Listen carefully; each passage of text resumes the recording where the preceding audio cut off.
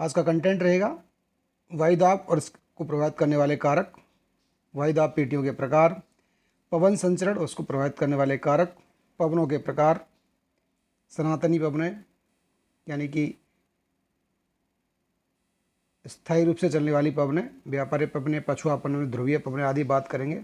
कुछ स्थायी पवनों की बात करेंगे। शुरुआत करते हैं वायुदाब से। वायुदाब क्या होता है? परिभाषा की बात करें तो वायु के द्वारा धरातली सतह या सागर तल के प्रति इकाई क्षेत्रफल पर पड़ने वाला दाब या भार जो होता है उसे वायुदाब कहते हैं। वायुदाब वायु का भार होता है, दाब होता है। वायुमंडलीय वायु जो होती है वह धरातल पर जो दाब डालती है, जो भार उत्पन्न करती है, उसे वायुदाब कहते हैं। Pressure created by air is called air pressure.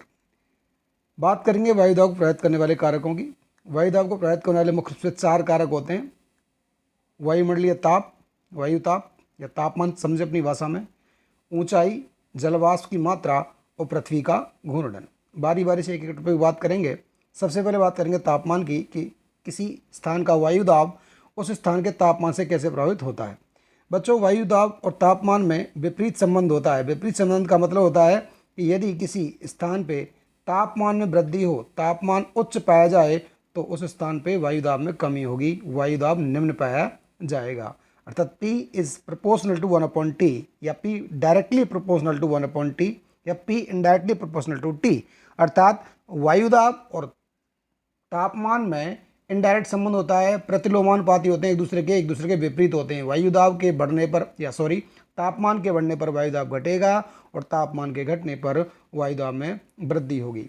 दूसरा हम बात करते हैं सागर तल से ऊंचाई पर। जैसे जैसे धरातल या सागर तल से ऊंचाई बढ़ती जाएगी, ऊंचाई में वृद्धि होगी, ऊंचाई में हाइट में वृद्धि होगी, वायुदाब भी घटता चला जाएगा। इन तापमान में जो संबंध है तापमान वायुदाब में, वही संबंध वायुदाब का ऊंचाई से है। ऊंचाई बढ़ने पर वायुदाब घटेगा और ऊंचाई घटने पर वायुदाब बढ़ेगा। यानी ऊंचे स्थल जैसे पर्वतों के उच्च शिखरों पर वायुदाब कम पाया जाता है, जबकि घाटी प्रदेशों में वायुदाब उच्च पाया जाता है। बात करते हैं जलवाष्प की। ह्यूमिडिटी प्रेजेंट्स इन एटमॉस्फेयर, उसका भी वायुदाब से विपरीत संबंध होता है। यानी किसी स्थान पर वायुदाब कम पाया जाएगा यदि वहाँ पर जलवाष्प की मात्रा ज़्यादा मौजूद है, क्योंकि जलवाष्प वायु जो ह्यूमिडिटी होती है वो वायु से हल्की होती है। यदि किसी स्थान पर ह्यूमिडिटी की मात्रा ज़्यादा होगी, अर्थात उस स्थान पर वायु कम होगी, अर्थात वहाँ पे वायुदाब क्या होगा? कम होगा। ह्यूमिडिटी ज़्यादा होगी, वायुदाब कम होगा। ह्यूमिडिटी ज़्यादा होगी, वायुदाब कम होगा। क्लियर है? नेक्स्ट बात करते हैं पृथ्वी का घूर्णन का। वैसे देखा जाए तो पृथ्वी के घूर्णन का सीधा सीधा वायुदाब से कोई संबंध नहीं होता है, परंतु वायुदाब पृथ्वी के घूर्णन से प्रभावित होकर के ऊंचा नीचा यानी उसके मान में परिवर्तन होता रहता है। और कैसे होता रहता है मैं आपको समझाने का प्रयास करूं। यदि पृथ्वी घूर्णन नहीं करती तो एक सामान्य रूप से हमने जो पढ़ा था 0 डिग्री इक्वेटर जिसको हम कहते हैं, यहाँ पे उच्च तापमान पाया जाता है। हमने पढ़ा था इसको ट्रॉपिकल जोन बोलते हैं, उष्णकटिबंध बोलते हैं। और 90 डिग्री अक्षांशों उत्तरी यानी नॉर्दर्न पोल और साउदर्न पोल पे फ्रिजिड जोन पाए जाते हैं, शीत कटिबंध पाए जाते हैं। अर्थात यहाँ टेम्परेचर जो होता है वो लो होता है और यहाँ टेम्परेचर ट्रॉपिकल पे हाई होता है। हमने संबंध पढ़ा कि टेम्परेचर जहाँ हाई होता है वहाँ प्रेशर क्या होगा? लो। यानी कि भूमध्य रेखा पर प्रेशर कैसा होगा? लो होगा। और जहाँ टेम्परेचर जैसे ध्रुवों पर जहाँ टेम्परेचर लो होता है, कम होता है, वहाँ वायुदाब कैसा होगा? वहाँ वायुदाब उच्च होगा। वहाँ वायुदाब क्या होगा? उच्च होगा। अर्थात ध्रुवों पर हाई प्रेशर पाया जाएगा, उच्च दाब पाया जाएगा और भूमध्य रेखा पर न्यून वायुदाब पाया जाएगा। यदि पृथ्वी घूर्णन नहीं कर रही होती, रोटेशन नहीं कर रही होती, तो निश्चित रूप से ध्रुवों पर हाई प्रेशर से पवनें हमेशा लो प्रेशर यानी कि भूमध्य रेखा की ओर गति करती रहती, जबकि ऐसा नहीं होता। उसके पीछे है पृथ्वी का रोटेशन ऑफ अर्थ, पृथ्वी का घूर्णन। पृथ्वी के घूर्णन के कारण ये वायु जो होती है अपने मार्ग से विक्षेपित हो जाती है, अपना मार्ग बदल लेती हैं, जिसके कारण वायुदाब के विभिन्न क्षेत्र पृथ्वी पर बन जाते हैं। और इन्हीं क्षेत्रों को, इन्हीं जोन्स को हम वायु दाब के कटबंध कहते हैं। बारी बारी से बात करेंगे। मैंने कहा यदि यदि पृथ्वी घूर्णन नहीं कर रही होती, पृथ्वी घूर्णन नहीं कर रही होती तो हमारी पृथ्वी पर केवल दो ही क्षेत्र बनते। भूमध्य रेखा पर उच्च वायुदाब का, भूमध्य रेखा पर कैसा बनता, निम्न वायुदाब का क्षेत्र, निम्न वायुदाब का क्षेत्र यानी कि लो प्रेशर का क्षेत्र बनता, निम्न वायुदाब का क्षेत्र बनता। भूमध्य रेखा पर कैसा बनता, लो प्रेशर बनता, क्योंकि यहाँ पे टेम्परेचर कैसा है, टेम्परेचर कैसा, हाई है। जबकि ध्रुवों पर टेम्परेचर कैसा है, लो, टेम्परेचर कैसा है, लो, इसलिए यहाँ पे प्रेशर कैसा बनता, हाई प्रेशर बनता। तो दोनों ध्रुवों पर उच्च दाब होता और भूमध्य रेखा पर निम्न वायुदाब होता। इस प्रकार केवल दो वायुदाब की पेटियां बनती, दो पेटियां ध्रुवों पर, यानी दो प्रकार की पेटियां बनती, उच्च दाब और निम्न दाब की। परंतु पृथ्वी के घूर्णन के कारण उत्तरी गोलार्ध में दो वायुदाब पेटियां और दक्षिणी गोलार्ध में दो वायुदाब पेटियों का विकास हो जाता है, जो पृथ्वी के घूर्णन के कारण होता है। इसलिए आगे हम पढ़ेंगे कि ये जो दो पेटियां हैं उत्तरी और दक्षिणी गोलार्ध में भूमध्य रेखा और ध्रुवों के मध्य बनती हैं। भूमध्य रेखा और ध्रुवों के मध्य में ये जो दो पेटी बन रही हैं, ये दोनों पेटियां जो होती हैं पृथ्वी के घूर्णन के कारण होती हैं, अर्थात इन्हें गतिजन्य वायुदाब पेटियां कहा जाता है। आगे बात करते हैं, इसको और ढंग से समझते हैं हम लोग। वायुदाब की कुल 7 पेटियां ग्लोब पर देखने को मिलती हैं। मैंने कहा यदि पृथ्वी घूर्णन नहीं कर रही होती तो केवल 2 पेटियां मिलती, 3 पेटियां मिलती, सॉरी, 2 पेटियों, प्रकार उनका 2 प्रकार का होता। यहाँ भूमध्य रेखा पर ये लो प्रेशर की पेटी होती और ध्रुवों पर दोनों ओर ये हाई प्रेशर की पेटियां होती। हाई प्रेशर जोन होते उत्तरी ध्रुव और दक्षिणी ध्रुव पर, और लो प्रेशर जोन होता कहाँ पे, इक्वेटर पर। इस प्रकार दो प्रकृति की वायुदाब पेटियां बनती। उच्च वायुदाब की पेटियां दोनों ध्रुवों पर और निम्न वायुदाब की पेटी केवल कहाँ पे, भूमध्य रेखा पर। लेकिन पृथ्वी के घूर्णन के कारण, जैसा कि मैंने अभी बताया, पृथ्वी के घूर्णन के कारण, by the rotation of earth, दो पेटियां दोनों ध्रुवों की ओर, यानी भूमध्य रेखा से इन ध्रुवों के मध्य में, भूमध्य रेखा से ध्रुवों के मध्य में, north pole, between equator to north pole, between equator to south pole, इन दोनों के बीच में दो दो वायुदाब की पेटियां और बन जाती हैं। इस प्रकार से कुल 7 वायुदाब पेटियां बन जाती हैं। आइए जानते हैं 7 वायुदाब की पेटियां कौन कौन सी हैं, इनकी स्थिति देखने का प्रयास करते हैं, समझने का प्रयास करते हैं।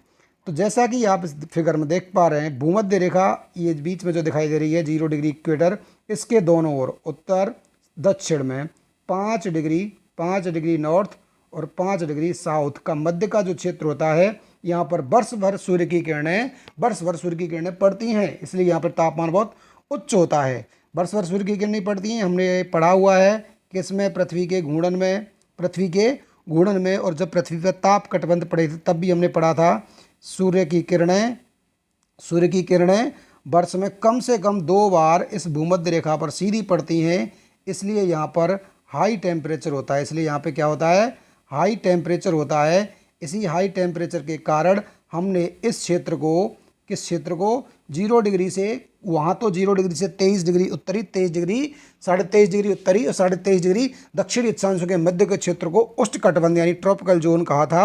और इसमें भी हम और थोड़ा डिफाइन कर लें, इसको रिफाइन कर लें तो 0 डिग्री से 5 डिग्री उत्तरी और 5 डिग्री दक्षिणी का जो क्षेत्र है, यहाँ पर अत्यधिक उच्च तापमान के कारण वायु हल्की होकर धरातल से ऊपर उठ जाती है, इसलिए यहाँ पर लो प्रेशर बेल्ट बन जाती है। निम्न वायुदाब का क्षेत्र यहाँ पे बन जाता है। क्यों बना?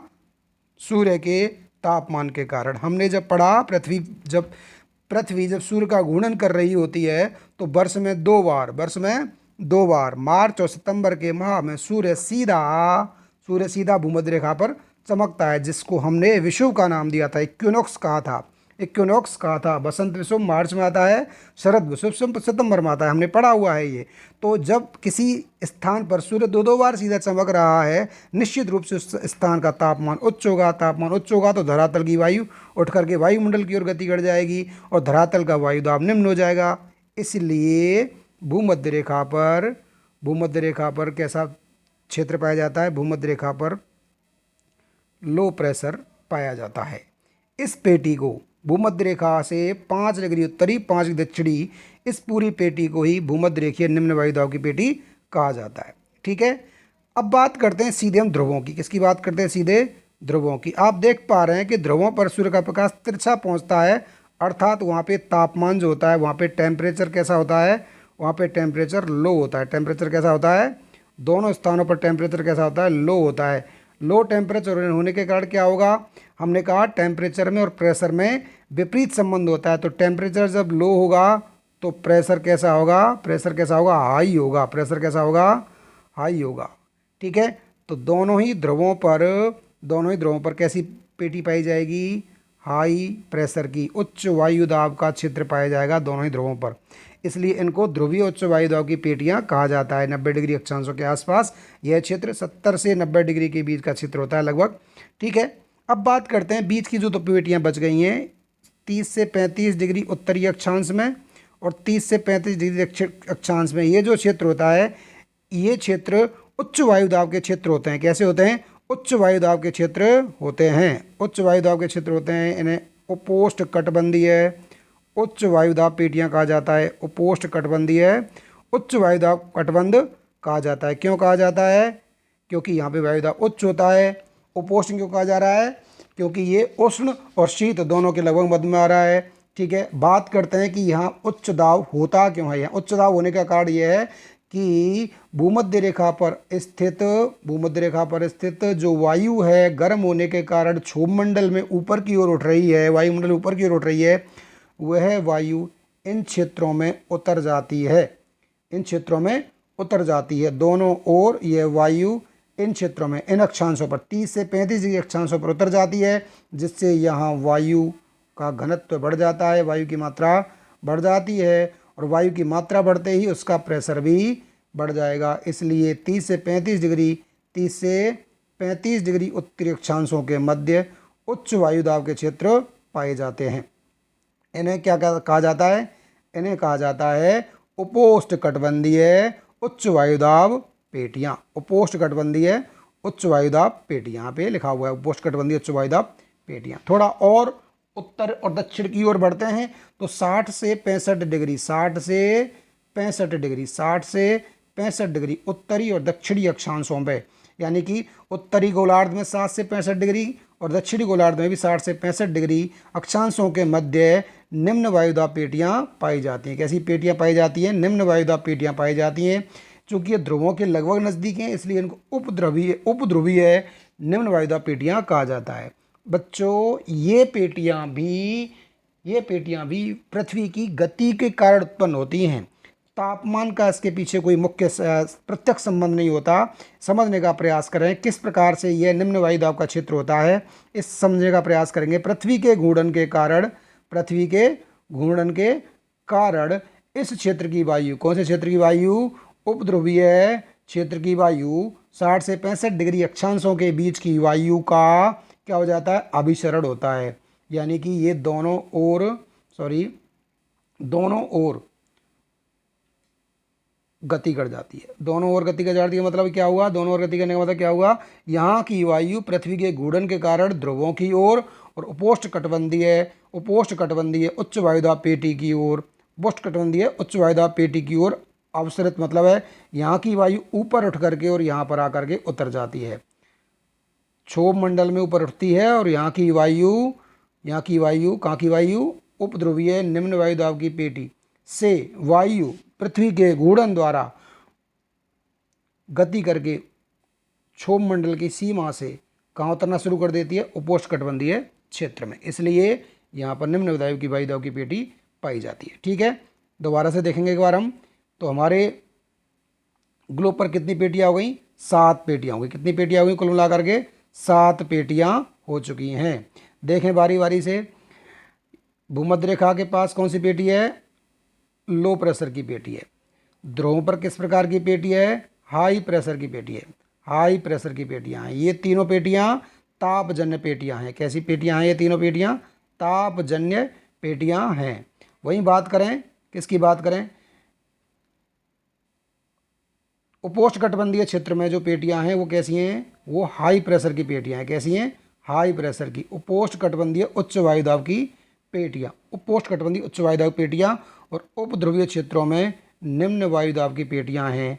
इस प्रकार से 7 पेटियां हो चुकी हैं, आप देख पा रहे हो 1 2 3 4 5 6 7। इनमें से 3 वायुदाब की पेटियां हाई प्रेशर उत्तरी ध्रुव, low pressure equatorial, high pressure दक्षिण ध्रुव। ये तीनों पेटियां किस प्रकार की हैं?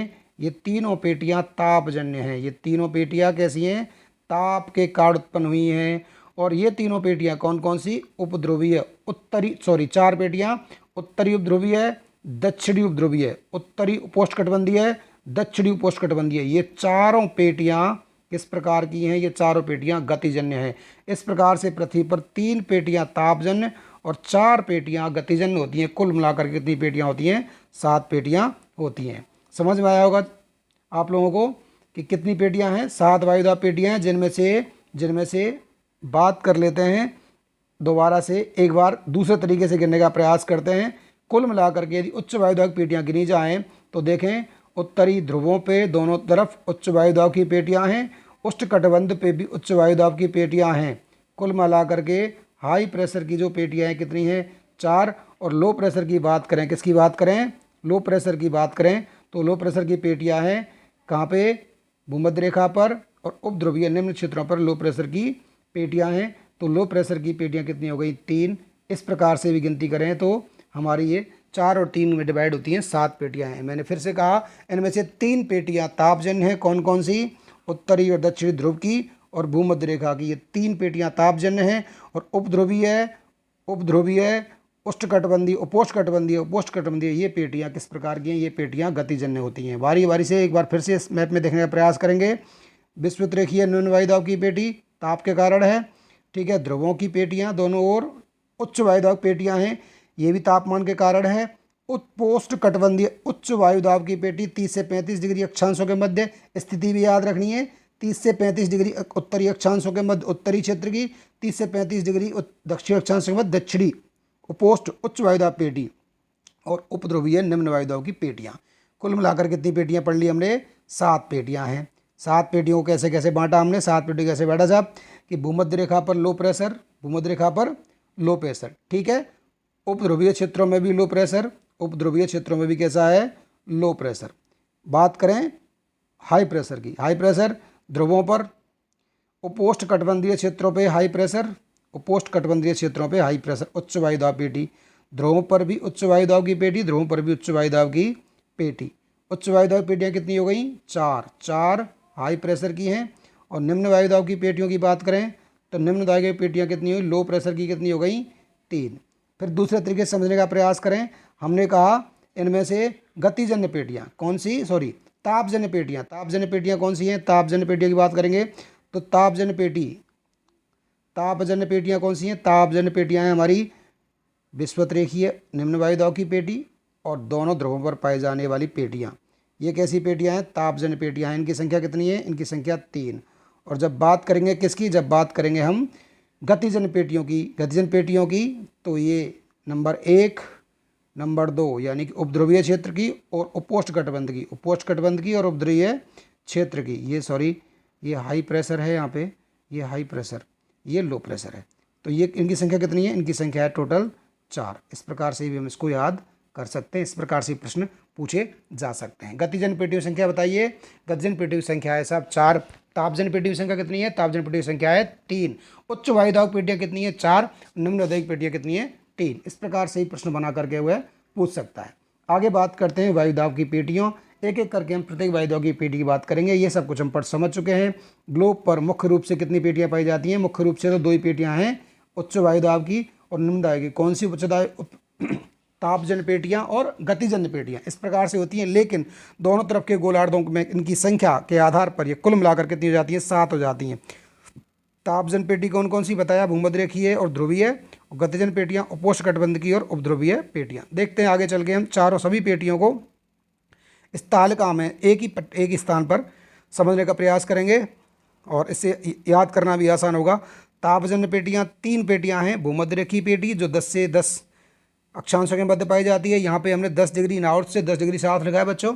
और इसको समझाने का मैं प्रयास करूँगा आपको कि कभी कभी होता ही है और कभी कभी क्या हर वर्ष ही होता है कि सूर्य के चारों ओर जब पृथ्वी लगाती है तो ये वायुदाब की पेटियाँ उत्तरायण और दक्षिणायन जब सूर्य होता है, यानी जून के माह में जब सूर्य कर्क रेखा पर चमकता है तो ये सभी पेटियां उत्तरी गोलार्ध की ओर खिसक जाती हैं। और जब दिसंबर के माह में सूर्य मकर रेखा पर चमकता है, ये भूमध्य रेखा, ये कर्क रेखा, ये मकर रेखा, 21 जून को सूर्य जब यहाँ चमक रहा होता है तो सभी पेटियां उत्तर की ओर खिसक जाती हैं, क्योंकि तापमान का स्थानांतरण उत्तरी ध्रुव की ओर अधिक हो जाता है। उत्तरी गोलार्ध की ओर जाता है, क्योंकि उत्तरी गोलार्ध में नॉर्दर्न हेमिस्फीयर में इस समय कौन सा सीजन होता है? समर सीजन होता है। ये समर सोलस्टिस की स्थिति है।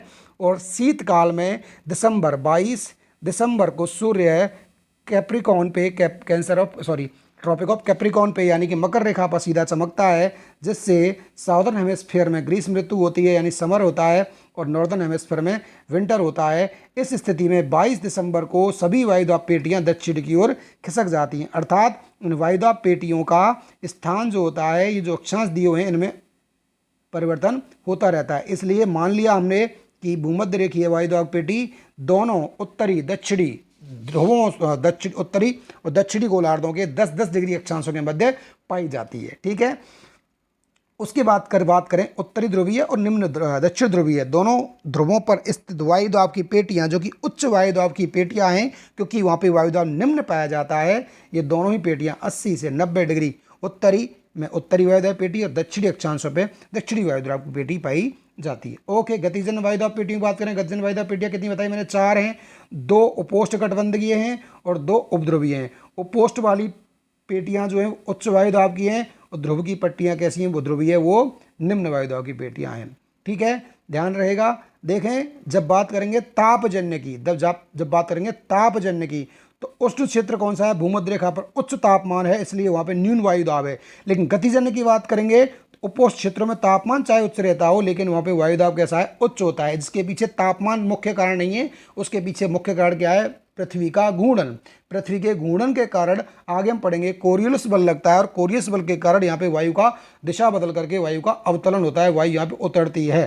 ठीक है, आई थिंक ये आपको समझ में आ गया होगा। ये सारी चीज़ें आप यहाँ स्क्रीनशॉट ले सकते हैं और इसको अपनी कॉपी में नोट्स इसके बना सकते हैं। ठीक है बच्चों, विश्वतीय निम्न दाब पेटी। अच्छा, मैं यहाँ बताना चाहूँगा आप लोगों को कि जिन छात्रों ने इससे पहले ताप कटिबंध पढ़े होंगे और पृथ्वी का घूर्णन पढ़ा होगा, अक्षांश देशांतर पढ़े होंगे, मैं 4-5 वीडियो पहले अपलोड कर चुका हूँ ज्योग्राफी से संबंधित। यदि वहाँ वो वीडियो आपने देख लिए होंगे तो निश्चित रूप से यहाँ आपको चीज़ें समझने में आसानी हो रही होगी। यदि आपको समझने में आसानी नहीं हो रही है, इसका मतलब आप वो वीडियो नहीं देख पाए। आपको अभी तक ताप कटिबंध की और पृथ्वी के घूर्णन की, सूर्य और पृथ्वी की सापेक्ष स्थिति की जानकारी नहीं है। यदि आपको सूर्य और पृथ्वी की सापेक्ष स्थिति की जानकारी होगी, निश्चित रूप से ये टॉपिक आपको अच्छा समझ में आएगा। इसके लिए आवश्यक है कि आप सूर्य और पृथ्वी के मध्य के सापेक्ष स्थिति को, यानी पृथ्वी के घूर्णन को, पृथ्वी के सूर्य के चारों ओर चक्कर को, यानी कि पृथ्वी की गतियों को पढ़ लें, और किसको पढ़ लें? और पढ़ लें हम पृथ्वी के ताप कटिबंधों को। तो ये समझना आसान होगा।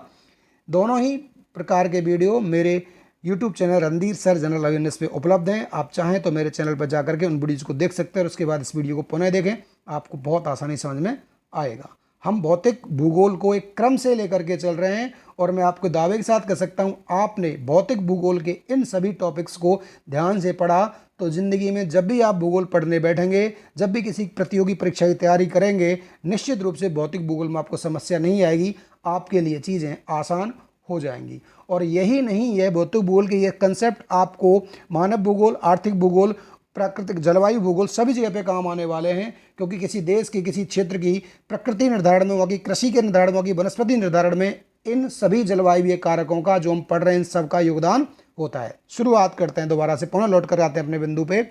विश्वतीय निम्न वायुदाब की पेटी, इक्वेटोरियल लो प्रेशर बेल्ट। हमने बताया कि विश्वत रेखा के दोनों ओर होता है, विश्वत रेखा के दोनों ओर होता है, 5 डिग्री तक हो सकता है, और इसका हमने कहा कि ये स्थानांतरित होती है तो इसका विस्तार 10 डिग्री अक्षांशों तक मिलता है। विश्वत रेखा पर इसके पीछे कारण क्या है? विश्वत रेखा पर साल भर सूर्य की किरणें लंबवत पड़ती हैं। मैं आपको समझा चुका हूँ कि सूर्य की किरणें साल भर इस विश्वत रेखा पर लंबवत पड़ती हैं। भूमध्य रेखा पर सूर्य 2 बार लंबवत चमकता है, 2 बार सीधा चमकता है। एक होता है मार्च का महीना, कौन सा महीना? मार्च का महीना। दूसरा कौन सा होता है? सितंबर का महीना। मार्च के महीने में इसको बोलते हैं, क्या बोलते हैं बताओ, बसंत विषुव। सितंबर के महीने में इसको बोलते हैं शरद विषुव। 2 बार लंबत चमकेगा। इसके बाद सूर्य हम बात करें, एक बार कर्क रेखा पर चमकेगा 23.5 डिग्री उत्तरी अक्षांश, एक बार मकर रेखा पर सीधा चमकेगा 23.5 डिग्री दक्षिण अक्षांश, कर्क रेखा पर जून के माह में और मकर रेखा पर दिसंबर के माह में। यानी कि सूर्य की उत्तरतम स्थिति 23.5 डिग्री उत्तरी अक्षांश तक और दक्षिणतम स्थिति मैक्सिमम यानी 23.5 डिग्री से ऊपर सूर्य कहीं लंबवत नहीं चमकता और नीचे भी 23.5 डिग्री दक्षिण अक्षांश यानी कर्क मकर रेखा से नीचे कहीं लंबवत नहीं चमकता। यानी भूमध्य रेखा के 23.5 डिग्री उत्तरी 23.5 डिग्री दक्षिणी अक्षांशों तक ही सूर्य सीधा चमकता है। इसीलिए भूमध्य रेखीय क्षेत्रों में उच्च तापमान पाया जाता है। उच्च तापमान के पाए जाने के कारण यहाँ की वायु हल्की होकर वायुमंडल में ऊर्ध्वाधर गति करती है, संवहन धाराओं के रूप में गति करती है। इसलिए धरातल पर निम्न दाब का क्षेत्र बन जाता है। धरातल पर निम्न दाब का क्षेत्र बन जाता है। धरातल पर निम्न दाब का क्षेत्र किस कारण बना? ताप के कारण बनता है। इसलिए इस पेटी को तापजन्य वायु दाब की पेटी कहा जाता है। एक विशेष बात करेंगे यहाँ पे, और वो बात क्या है, चूंकि इस क्षेत्र में धरातल की वायु गर्म होकर ऊपर उठ चुकी है, इसलिए धरातल पर निम्न वायु दाब का क्षेत्र बन चुका है। ऐसा लगता है कि धरातल पर निम्न वायु दाब पर वायु गति करनी चाहिए, उच्च वायु दाब से वायु आनी चाहिए, लेकिन होता यह है, समझने का प्रयास करेंगे। जैसे ही ये लो वायु दाब का क्षेत्र है, निम्न वायु दाब क्षेत्र, अन्य धरातल से इस ओर जब वायु गति करती है और जैसे ही इन अक्षांशों के मध्य पहुंचती है, इन अक्षांशों के किनारों और पहुंचती है, इन अक्षांशों यानी 5 डिग्री दक्षिण 10 डिग्री उत्तरी दक्षिण अक्षांशों के पास पहुंचती है, तो यहाँ के उच्च तापमान के कारण ये वायु ऊपर उड़ जाती है और ऊपर उड़ करके पुनः दोनों ओर विक्षेपित उत्तरी ध्रुव में और दक्षिण ध्रुव, उत्तरी गोलार्ध दक्षिणी गोलार्ध की ओर विक्षेपित हो जाती है। अर्थात इस बेल्ट में, इक्वेटोरियल लो प्रेशर बेल्ट में 5 डिग्री उत्तर से 5 डिग्री दक्षिण में, 10 डिग्री बात नहीं हो रही, अब केवल 5 डिग्री उत्तरी अक्षांश की हो रही है। 5 डिग्री उत्तरी अक्षांश से 5 डिग्री नॉर्थ से 5 डिग्री साउथ तक का बीच का जो क्षेत्र होता है, यहाँ पर क्षैतिज पवनें नहीं चलती, धरातल के समानांतर पवनें नहीं चलती, पूर्व से पश्चिम या उत्तर से दक्षिण पवनें नहीं चलती। यहाँ पे पवनें कैसे चलती हैं? यहाँ पवनें चलती हैं धरती से आसमान की ओर, ऊर्ध्वाधर पवनें चलती हैं। चूंकि जब पवनें क्षैतिज नहीं चलती तो यह क्षेत्र पूर्ण रूप से शांत क्षेत्र हो जाता है, इसलिए इस पेटी को शांत पेटी या डोलड्रम भी कहा जाता है। ओके, नेक्स्ट बात करते हैं दूसरी पेटी की, उपोष्ण कटिबंधीय उच्च वायुदाब पेटी। उपोष्ण कटिबंधीय उच्च वायुदाब पेटी, उपोष्ण कटिबंधीय उच्च वायुदाब की पेटी जो है वो दोनों गोलार्धों में 30 से 35 डिग्री उत्तरी अक्षांशों के मध्य पाई जाती है, उत्तरी और दक्षिणी अक्षांशों के मध्य पाई जाती है। ठीक है, समझने का प्रयास करेंगे। यह पेटी विकसित कैसे होती है, यहाँ पर उच्च वायुदाब कैसे विकसित होता है, इसके पीछे कारण है पृथ्वी की दैनिक गति, जिसको पृथ्वी की दैनिक गति और दैनिक गति से उत्पन्न होता है कोरियोलिस बल। इसको भी समझेंगे कोरियोलिस बल को। और कोरियोलिस बल के कारण वायु इन अक्षांशों के ऊपर पहुंच जाती है और वायु का अवतरण हो जाता है। समझने का प्रयास करें। ये भूमध्य रेखा है, भूमध्य रेखा से वायु जब ऊपर उठती है, भूमध्य रेखा से वायु जब ऊपर उठती है तो ये वायु ऊपर क्षोभ सीमा पर जाकर उत्तरी ध्रुव और दक्षिणी ध्रुव की ओर गति करना प्रारंभ कर देती है और 30 से 35 डिग्री अक्षांश और पहुंचकर ये वायु धरातल पर नीचे उतरना प्रारंभ कर देती है। इसे वायु का अवतरण कहते हैं। और 30 से 35 डिग्री अक्षांशों पर वायु उतर करके यहाँ पर वायु का भार बढ़ा देती है, इसलिए इन क्षेत्रों पर उच्च वायुदाब बन जाता है, हाई प्रेशर जोन बन जाते हैं। यानी उपोष्ण कटिबंध 30 से 35 डिग्री उत्तरी और दक्षिणी अक्षांशों पर उच्च वायुदाब पाया जाने के कारण क्या है, पृथ्वी का घूर्णन, पृथ्वी के घूर्णन से कोरियोलिस बल उत्पन्न होता है। यह कोरियोलिस बल भूमध्य रेखा की उठी हुई वायु को उत्तरी ध्रुव और दक्षिणी ध्रुव की ओर विक्षेपित कर देता है और वे पवनें कहाँ उतर जाती हैं, 30 से 35 डिग्री अक्षांशों पर उतर करके उच्च वायुदाब के क्षेत्र बना लेती हैं, उच्च वायुदाब क्षेत्र बना लेती हैं। यहाँ पर एक टर्म दे रखा है अश्वक्षांश। इन अक्षांशों को कौन से 30 से 35 डिग्री अक्षांशों को अश्वक्षांश भी कहा जाता है। क्यों कहा जाता है? क्योंकि हमने कहा कि इन अक्षांशों पर वायु अधोमुखी गति कर रही होती है, ऊपर से नीचे की ओर डाउनवर्ड्स वाइंड्स आ रही होती है। यहाँ पर भी कोई क्षैतिज पवन संचरण नहीं होता, पृथ्वी के धरातल के समानांतर पवनें गति नहीं करती, अर्थात यहाँ पर कोई पवन संचरण इस क्षेत्र के मध्य नहीं होता। तो पुराने समय में नाविक व्यापारी अपनी नाव लेकर जब इस क्षेत्र से गुजरते थे, जो पाल वाली नाव हुआ करती थी, कैसी नाव? पाल वाली, जो हवा से चलती थी। जब वो नाविक यहाँ से गुजरते थे तो इस क्षेत्र में घुसते ही वायु के ना होने के कारण, वायु की गति के ना होने के कारण, पवन का संचरण ना होने के कारण उनकी नावों की गति मंद हो जाती थी। और चूंकि इस क्षेत्र में वायु का अवतरण हो रहा है, वायु नीचे उतर रही है, क्षोभ मंडल की सीमा से धरातल की ओर उतर रही है, इसलिए यहाँ पर समुद्र की सतह पर ऊर्ध्वाधर लहरें उठना प्रारंभ कर देती हैं, जो कि एक कष्टकारी स्थिति होती है। इससे निपटने के लिए नाविक अपनी नाव का वजन कम करने के लिए घोड़ों को समुद्र में फेंक देते थे, इसलिए इनको अश्वक्षांश भी कहा जाता है। उसके बाद बात करते हैं उपध्रुवीय निम्न वायुदाब की पेटी की। उपध्रुवीय निम्न वायु पेटी कहाँ पाई जाती है? यहाँ पाई जाती है 60 से 65 डिग्री अक्षांशों के मध्य, 60 से 65 डिग्री उत्तरी और दक्षिणी अक्षांशों के मध्य पाई जाती है। इसका कारण भी क्या है? इसका कारण भी पृथ्वी की दैनिक गति है, कोरियलिस बल है। ऐसा होता क्यों है? अच्छा, यहाँ मैं एक फैक्ट बताता चलूँ। कोरियलिस बल जो होता है वो 0 डिग्री इक्वेटर पे, यानी कि भूमध्य रेखा पर न्यूनतम होता है, मिनिमम, ठीक है। और यह ध्रुवों पर कैसा होता है? मैक्सिमम होता है। यानी कोरियलिस बल भूमध्य रेखा से ध्रुवों की ओर बढ़ता चला जाता है। ऐसा क्यों होता है? कभी हम कोरियलिस बल पे स्पेशल एक क्लास लेंगे, बहुत सारे ऐसे तथ्य हम लेंगे किसी क्लास में, उन पे डिस्कस करेंगे। अभी इसकी बात करने लगे तो बड़ी वीडियो बहुत लंबा हो जाएगा। अब मोटा मोटा समझ लें कि पृथ्वी के घूर्णन के कारण वायु या पवन संचरण में विक्षेप जो होता है वो विषुवत रेखा की अपेक्षा ध्रुवों पर अधिक होता है। ये कंसेप्ट आप याद रखें। अब होता यह है कि उपध्रुवीय 60 से 65 डिग्री जो अक्षांश है, 60 से 65 डिग्री अक्षांश है, इन अक्षांशों से वायु विक्षेपित होकर के फैल जाती है, गति कर जाती है। किधर चली जाती है? ऊपर की ओर। किधर चली जाती है? ऊपर की ओर चली जाती है, क्षोभ मंडल की ओर चली जाती है, जिस प्रकार से कहाँ हो रहा था? भूमध्य रेखा पर हो रहा था, ठीक है। और ऊपर जाने पर यह कोरियलिस बल के कारण इस प्रकार से 2 शाखाओं बढ़ जाती है।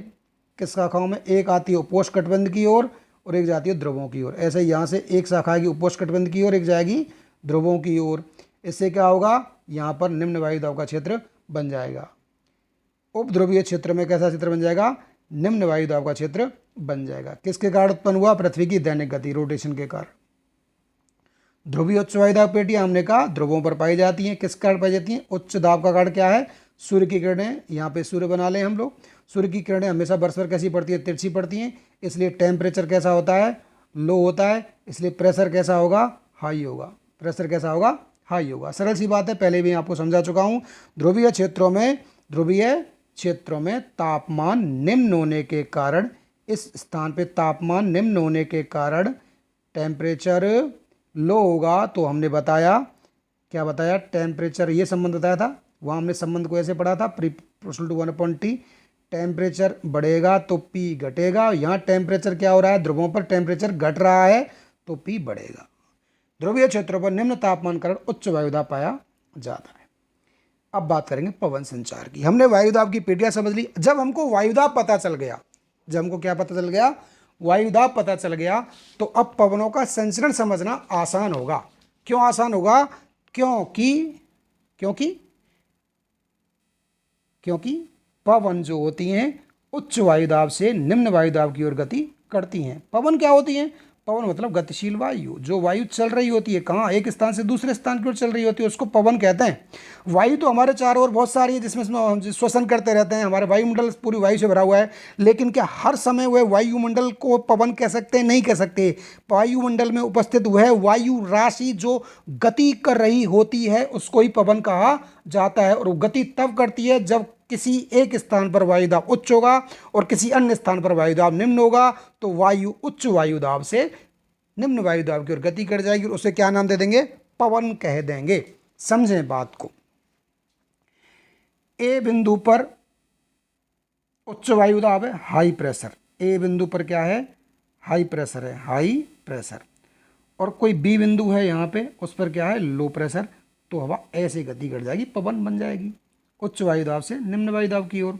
ठीक है, अब इस पवन की जो दिशा है इसको प्रभावित करने वाले कारक कौन कौन से उनको समझ लेते हैं। सबसे पहला कारक है दाब प्रवणता बल। दाब प्रवणता बल क्या बताता है, ये जो मैंने डायग्राम इसी परिभाषा को बताता है कि वायु उच्च वायु दाब से निम्न वायु दाब की ओर चलती है। दो स्थानों के वायु दाब में अंतर होता है, दो स्थानों के वायु दाब में जो अंतर होता है उसकी जो दर होती है उसको ही दाब प्रवणता कहते हैं। दर का मतलब है दोनों वायु दाबों, दोनों स्थानों के वायु दाब में जो अंतर है उसकी तीव्रता क्या है, वो कितना ज़्यादा है कितना कम है, दूरी के हिसाब से दर होता है। दर के लिए हमेशा एक राशि नहीं होती, दो राशि होती है।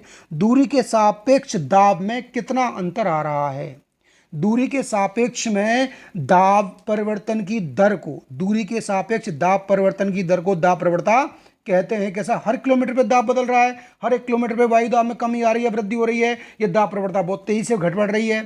ठीक है, बहुत दूर 400-500 किलोमीटर तक वायु दाब में परिवर्तन बहुत कम हो रहा है तो दाब प्रवणता निम्न हो गई। ठीक है, समझने का प्रयास करेंगे, समझने का प्रयास करेंगे। देखें, समझें इस बात को बच्चों, ध्यान से देखेंगे। ये कोई ए बिंदु है, फिर से देख लेते हैं, और ये कोई बी बिंदु है। यहाँ पे वायु दाब मान के चले, मैंने माना 1040 मिलीबार। ठीक है, और यहाँ पे माना मैंने 1030 मिलीबार। ठीक है, वायु की गति ऐसे होगी, कितना अंतर है, केवल 10 मिलीबार का। ठीक है, अब यदि यही अंतर 1030 हजार पे 1010 होता, अंतर कितना हो जाता, अंतर जाता 30 मिलीबार का। तो क्या फ़र्क पड़ता है इस वायु पे, इस वायु फर्क पड़ता कि इसकी गति बढ़ जाती, इसकी गति बढ़ जाती। और यदि ये बिंदु इतनी दूर ना होकर के यहाँ ये बिंदु होता 1020 वाला बीच में कहीं पे, और फिर 1010 वाला होता, तो गति और बढ़ जाती। कहने का मतलब है जब दूरी के अनुसार, दूरी के सापेक्ष में दाब में परिवर्तन हो तो उसे दाब प्रवणता कहा जाता है। दाब प्रवणता में अंतर के कारण बल जो उत्पन्न होता है उसे दाब प्रवणता बल कहते हैं। क्योंकि जब दाब प्रवणता उत्पन्न होगी, दो स्थानों के मध्य में दाब में अंतर आएगा, तो निम्न दाब वाला स्थान वायु को अपनी ओर खींचेगा। महसूस होगा कि वायु पे एक बल लग रहा है जो किसके कारण उत्पन्न हुआ है, प्रवणता में अंतर के कारण। ठीक है, तो दाब प्रवणता में अंतर के कारण जो बल उत्पन्न होता है उसे दाब प्रवणता बल कहते हैं। क्लियर है ये बात। अब सामान्य सी बात, मैंने अभी अभी कहा कि 1040 है यहाँ पे, और यहाँ पे 1000 जब 30 है तो वायु मंद है, और 1010 होगा तो वायु और तेज होगी, और ये 1000 और तेज होगी। तो जब किन्हीं दो स्थानों के मध्य वायु दाब का जितना अंतर अधिक होता है, वायु दाब का अंतर ज़्यादा अधिक होता है, अर्थात दाब प्रवणता जितनी अधिक होती है वायु की गति उतनी अधिक होती है। यहाँ पे एक टर्म और समझ लें, समदाब रेखाएं। समदाब रेखाएं पृथ्वी के धरातल पर समान दाब वाले बिंदुओं को मिलाने वाली रेखाएं। ये मैंने ऐसे डॉट बनाए। ठीक है, ये ए बिंदु है, ये बी बिंदु है, ये सी है, ये डी है। इन सभी पे यदि समान दाब है, 1010 मिलीबार मान लेता हूँ, तो इनको मिलाने वाली ये जो रेखा होगी ये क्या कहलाएगी, ये समदाब रेखा कहलाएगी। तो धरातल पर समान दाब वाले स्थानों को मिलाने वाली रेखा को समदाब रेखा या आइसोबार कहते हैं। ये आइसोबार है, आइसोबार कहते हैं, आइसोबार कहते हैं। क्लियर है बच्चों। ठीक है, अब दूसरी बात क्या है, मैंने कहा ये एक समदाब रेखा ये है, ये पूरी समदाब रेखा बता दी है कि इसके सभी बिंदुओं पर कितना दाब है, सभी बिंदुओं पर 140 मिलीबार है। एक दूसरी रेखा मैंने यहाँ पे खींच दी, इसका मतलब है दूसरी रेखा खींची गई है तो निश्चित रूप से कोई अंतर होगा। यहाँ मान लिया मैंने 1030 मिलीबार है। ये तीसरी रेखा यहाँ खींची 1020 मिलीबार है। ये चौथी रेखा यहाँ खींची 110 मिलीबार है, 1010 मिलीबार है। इसका मतलब बहुत जल्दी जल्दी वायु दाब परिवर्तित हो रहा है, अर्थात वायु रेखाएं बहुत समदाब रेखाएं बहुत पास पास पाई जा रही हैं, अर्थात पवनों का वेग अधिक होगा, अर्थात दाब प्रवणता भी अधिक होगी। ठीक है, जब समदाब रेखाएं नज़दीक होती हैं, पास पास होती हैं, तो दाब प्रवणता तीव्र होती है, पवनों की गति भी तेज होगी। और मान के चलें ये कोई रेखा है जो 1040 मिलीबार दाब को बता रही है, और उससे 100 किलोमीटर दूर कोई दूसरी रेखा है जिसपे 1010 या 1030 मिलीबार दाब है। रेखाएं बहुत दूर हैं, लेकिन वायु दाब में अंतर तो है, लेकिन रेखाएं बहुत दूर हैं। दूर दूर जब समदाब रेखाएं होती हैं तो दूर दूर समदाब रेखा, तो वहाँ दाब प्रवणता निम्न होती है और वायु की गति भी निम्न होती है। ठीक है, ये क्लियर समझ में आया। समदाब रेखाएं क्या होती हैं, धरातल पर समान दाब वाले क्षेत्रों को मिलाने वाली रेखाएं को समदाब रेखाएं कहते हैं। समदाब रेखाएं यदि पास पास होती हैं तो दाब प्रवणता तेज होगी, अधिक होगी, वह पवनों की गति अधिक होगी। समदाब रेखाएं दूर दूर होंगी तो दाब प्रवणता कम होगी, मंद होगी, और पवनों की गति भी मंद होगी। नेक्स्ट हम बात करेंगे कोरियलिस प्रभाव की बात करेंगे। कोरियलिस प्रभाव क्या कहता है? वैज्ञानिक थे फ्रांस के जी कोरियलिस, उन्होंने ये कंसेप्ट दिया था। बहुत सिंपल सा कंसेप्ट है। पृथ्वी के घूर्णन के कारण वायु अपनी दिशा बदल लेती है। वायु अपनी दिशा बदल लेती है। दिशा भी कैसे बदलती है? उन्होंने नियम दिया कि उत्तरी गोलार्ध में जब कोई वायु गति करेगी, उत्तरी गोलार्ध में वायु गति करेगी तो इस नियम के प्रभाव से, इस बल के प्रभाव से वह अपने दाईं ओर मुड़ जाएगी। ऐसे गति कर रही है वायु, ऐसे मुड़ गई दाईं ओर। ऐसे गति कर रही है वायु उत्तर की ओर, ये मुड़ गई पूर्व की ओर। दक्षिण गति कर रही थी, ये मुड़ गई पश्चिम की ओर। ऐसे ही। और दक्षिणी गोलार्ध में क्या होगा? दक्षिणी गोलार्ध में उल्टा होगा। दक्षिणी गोलार्ध में कोरियलिस बल के प्रभाव से कोई वायु अपने बाईं ओर मुड़ेगी, अपने बाईं ओर। देखो यहाँ पे देखें, ये वायु उत्तरी ध्रुव से भूमध्य रेखा की ओर जा रही थी, उत्तरी ध्रुव से भूमध्य रेखा की ओर जा रही थी, लेकिन कोरियलिस बल के प्रभाव के कारण अपने बाईं ओर अर्थात पश्चिम की ओर ये मुड़ गई। यह वायु राशि गति कर रही थी, ये पवन गति कर रही थी भूमध्य रेखा से दक्षिण ध्रुव की ओर।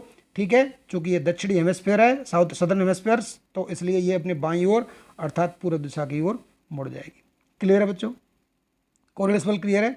इसके अलावा जो अन्य कार्ड होते हैं वो कार्ड हैं अवकेंद्रीय त्वरण, भूघर्षण। ठीक है, और समझने का प्रयास करते हैं चीज़ों को। कोरियलिस बल या कोरियलिस बल, ठीक है, कोरियलिस बल जो है या कोरियलिस इफेक्ट है, उसको फेरेल ने भी सिद्ध किया है। फेरेल के नाम पे फेरेल नियम। भाई ये ज्योग्राफिकल थॉट्स हैं, ये जो खोजकर्ता होते हैं उनके नाम पे हैं, वैज्ञानिकों के नाम पे हैं।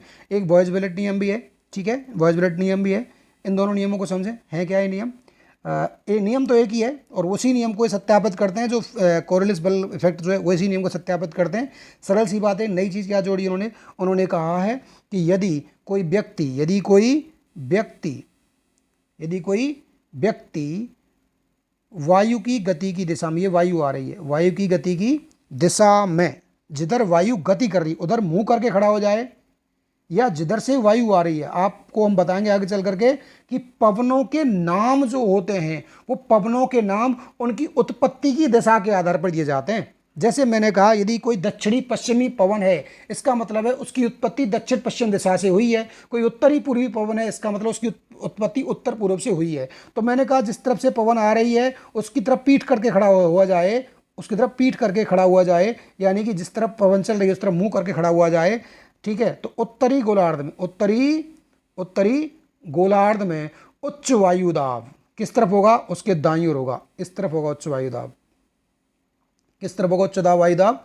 उसके दाईं तरफ होगा। ठीक है, समझ सकते हो। ये जब पवन ऐसे जाएगी तो यहाँ ये उच्च वायु दाब की बेल्ट है, आपको पता होगा कौन सी है ये? उपोष्णकटिबंधीय उच्च वायु दाब पेटी। और बाईं तरफ क्या होगा? निम्न वायु दाब का क्षेत्र होगा। ऐसे ही यदि ये किस में खड़ा हो जाए? दक्षिणी गोलार्ध में खड़ा जाए तो बात उल्टी हो जाएगी। दक्षिणी गोलार्ध में ऐसा खड़ा होने पर उच्च वायुदाब किस तरफ होगा? बाईं ओर। और निम्न वायुदाब किस तरफ होगा? दाईं ओर होगा। क्लियर है? समझ में आया? ये बॉयज-विलेट नियम है। इस नियम पे किसी और दिन और ढंग से चर्चा करेंगे, पूरा डिटेल समझेंगे। फिलहाल आप इतना समझ लीजिए जो आपके समझने के लिए है। और वो नियम, वो क्या समझना क्या है? वो समझना ये है कि पवने उत्तरी गोलार्ध में अपनी गति की दिशा के दाईं ओर मुड़ जाती हैं और दक्षिणी गोलार्ध में अपनी गति की दिशा के बाईं ओर मुड़ जाती हैं। इतना ध्यान रखेंगे, सारी चीज़ें आपको समझ में आ जाएंगी। ठीक है, ये कोरियलिस इफेक्ट ही है। ठीक है, अभी बात करेंगे पृथ्वी तल के निकट पवन की उत्पत्ति के कारण। ये जो ही अब मैंने चारों चीज़ बिंदु समझे वही हैं, ये रिपीट किए गए यहाँ पे। देखो, कोरियलिस बल को और थोड़ा समझने का प्रयास करेंगे। देखें बच्चों, यहाँ नॉर्थ पोल से कोई हवा टारगेट करके ऐसे ज़ीरो यहाँ पर आनी है इक्वेटर पे। ठीक है, टारगेट ये है इसका। अब ये वायु वहाँ से चलना प्रारंभ कर रही है, लेकिन पृथ्वी इधर गति करना शुरू कर रही है, घूर्णन कर रही है। और घूर्णन हमको पता ही है कितना? 4 मिनट में 1 डिग्री। ये पढ़ा है हमने देशांतर वाले चैप्टर में। 4 मिनट में 1 डिग्री मतलब है, मतलब क्या हुआ? इसका मतलब ये हुआ कि 1 घंटे में 15 डिग्री आगे पृथ्वी बढ़ जाएगी। जब 1 घंटे में पृथ्वी का घूर्णन 15 डिग्री आगे बढ़ जाएगा तो जो बिंदु है जहाँ जाना था वो आगे चला जाएगा और वायु यहाँ पीछे महसूस होगी, अर्थात वायु इस प्रकार से हमको मुड़ती हुई दिखाई देखिए यही कोरिलेस प्रभाव है। चलो बात करते हैं पवनों के प्रकारों की। ठीक है, सबसे पहले पढ़ेंगे हम स्थायी यानी प्रचलित या भूमंडलीय या ग्रही पवनें। परमानेंट कह लो, प्रिवेलिंग कह लो, ग्लोबल वाइंड्स कह लो या प्लेनेटरी वाइंड्स कह लो, इनके बहुत सारे नाम हैं। इनमें सबसे पहला प्रकार ये स्थायी पवनें होती हैं, वर्ष भर चलती रहती हैं, इनको सनातनी पवनें भी कहा जाता है। सबसे पहला प्रकार है सन्मार्गी या व्यापारिक पवनें, ट्रेड वाइंड्स। अच्छा, ये जो ट्रेड है ना, ये ट्रेड अंग्रेजी का शब्द नहीं है, ये बना है ट्रैक से। किससे बना है? ट्रैक जर्मन भाषा का शब्द है। ट्रैक जर्मन भाषा का शब्द है, जिसका मतलब था स्थायी निश्चित पथ। ठीक है, ना कि व्यापार। लेकिन ये व्यापार शब्द के पीछे दूसरा कारण है। इन पवनों को व्यापारिक पवनें क्यों कहते हैं? क्योंकि प्राचीन काल में पालयुक्त जलयानों के संचलन के में ये पवनें बहुत मददगार साबित होती थी। ये पवनें चलती कहाँ हैं? ये पवनें चलती हैं, देखो साहब, ये पवनें चलती हैं इस प्रकार से। ये हमारी कौन सी पेटी है? ये हमारी पेटी उच्च वायुदाब की। कौन सी पेटी? उच्च वायुदाब की पेटी है। कौन सी है उच्च वायुदाब पेटी? उपोष्णकटिबंधीय उच्च वायुदाब की पेटी है। उपोष्णकटिबंध उच्च वायुदाब है और भूमध्य रेखा पर कौन सा वायुदाब है? निम्न है। तो ये ऐसे गति करनी थी इनको, ऐसे आना था निम्न वायुदाब की ओर, ऐसे आना था। लेकिन कोरियोलिस बल के प्रभाव के कारण, हमने कहा कोरियोलिस बल के प्रभाव के कारण उत्तरी गोलार्ध में किस तरफ मुड़ेंगी? अपने दाईं ओर। उत्तरी गोलार्ध में दाईं ओर और दक्षिणी गोलार्ध में अपने बाईं ओर मुड़ जाती हैं। तो इनकी गति कैसे हो जाती है? ऐसे हो जाती है। इनकी गति इस प्रकार से हो जाती है। ठीक है, दोबारा समझेंगे। क्या समझेंगे? पहले परिभाषा देखेंगे। ये पवनें दोनों गोलार्धों में उपोष्णकटिबंधीय उच्च वायुदाब के क्षेत्रों से, कहाँ से? उपोष्णकटिबंधीय उच्च वायुदाब के क्षेत्र, कहाँ पे? 30 से 35 डिग्री अक्षांशों के मध्य से चलती हैं। किस तरफ चलती हैं? विषुवत रेखीय निम्न वायुदाब की ओर चलती हैं। विषुवत रेखीय निम्न वायुदाब की ओर चलती हैं। ठीक है, चलते समय क्या होता है? पृथ्वी के घूर्णन के कारण ये विक्षेपित हो जाती हैं। तो इनकी दिशा उत्तरी गोलार्ध में ये हो गई और दक्षिणी गोलार्ध में ये हो गई। पृथ्वी को ऐसे बांट लो आप गोलार्धों में। ये कौन सा गोलार्ध है? ये कौन सा? उत्तरी दिशा हो गई। ये कौन सी दिशा हो गई? उत्तरी दिशा हो गई। ठीक है, तो ये कौन सा पोल हो गया? नॉर्थ पोल हो गया, सॉरी। ठीक है, ये नॉर्थ पोल हो गया, ये साउथ पोल हो गया, ये ईस्ट हो गई, ये वेस्ट हो गई, ये नॉर्थ, ये ईस्ट, यानी उत्तर पूर्वी दिशा से आ रही हैं। किस तरफ जा रही हैं? दक्षिण पश्चिम दिशा में जा रही हैं। तो उत्तरी गोलार्ध में इनकी दिशा उत्तर पूर्व से दक्षिण पश्चिम, और दक्षिणी गोलार्ध में भूमध्य रेखा नीचे देखो, ये पवनें कैसे चल रही हैं? ऐसे चल रही हैं। दक्षिण पूर्व से उत्तर पश्चिम में चल रही हैं। यही यहाँ बताया गया है कि इनकी दिशा जो होती है उत्तरी गोलार्ध में उत्तर पूर्व से इधर से और ऐसे, उत्तर पूर्व से दक्षिण पश्चिम की ओर, और दक्षिणी गोलार्ध में दक्षिण पूर्व से उत्तर पश्चिम की ओर ये गति करती हैं। ठीक है, स्पष्ट आप देख सकते हैं इस डायग्राम में क्या दिया हुआ है। स्पष्ट दिया हुआ है इस डायग्राम में, इनकी दिशा बताई गई है। देखो भाई, समझो बच्चों, ध्यान से देखेंगे डायग्राम को। डायग्राम ही सब कुछ है। हमने कहा भूगोल यदि पढ़ रहे हो आप, और भूगोल में यदि मानचित्र नहीं पढ़ रहे, आप चित्र डायग्राम नहीं देख रहे, इसका मतलब आप भूगोल का अध्ययन अधूरा कर रहे हैं। उत्तरी गोलार्ध में हॉर्स लैटिट्यूड से उपोष्णकटिबंधीय उच्च वायुदाब के क्षेत्रों से ये पवनें गति करती हैं। दोनों क्षेत्रों में, उत्तरी गोलार्ध में भी और दक्षिणी गोलार्ध में, दोनों में उच्च कटिबंधीय उपोष्णकटिबंधीय क्षेत्रों से भूमध्य रेखीय निम्न वायु की ओर गति कर रही हैं। इनको आना कैसे था? इनको आना तो सीधा था। कैसे? यहाँ तो हाई प्रेशर है दोनों क्षेत्रों में, यहाँ लो प्रेशर है। आना तो सीधे था, ऐसे आना था।